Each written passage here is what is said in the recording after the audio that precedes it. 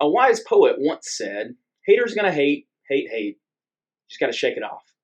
Today we're gonna talk about how negative criticism can cripple you, but why it shouldn't.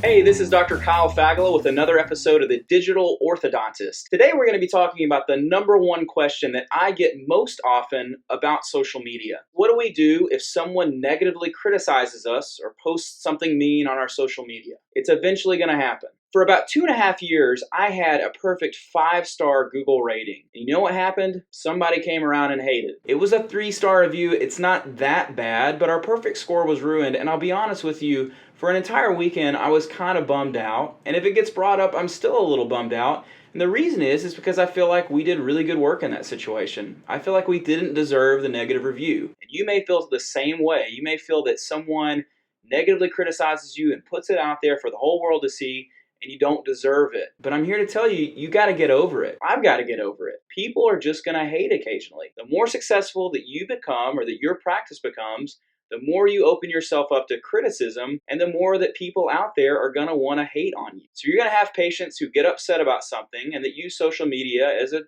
avenue to tell the world about that. And how you respond to that makes a big difference in how people perceive you. What if someone does give you a 1 or a 2-star or a 3-star review, a negative review on Google? How do you respond to that? Well, the worst way to respond to it is to not respond at all. It makes it look like that you're not paying attention or that you don't really care what they have to say about your office. The best thing you could do is you can respond in a way that rather seeks to empathize with what's going on. Most of the time, when you're able to respond to people who have negative feelings about your business or that have posted negatively, you can actually turn that person who's upset into someone who's now a fan of you. Maybe they'll take the review down, or maybe they'll even turn it into a 5-star review. So let's talk a second about what's actually happening when someone gives you a negative review or posts something ugly on your page. They're reaching out to you or to your practice to tell you that something wasn't done correctly. And so it's your opportunity to listen to them and to respond. And I've seen this happen before, and I promise you that more times than not, if you reach out to this person and you take care of their problem, they will go from being an enemy of your practice or a hater of your practice to becoming a raving fan of you and of your practice. And that's a pretty amazing thing. And the truth is, before the age of social media, there were plenty of patients that didn't like you, but they just didn't have the outlet to tell people. Or did they?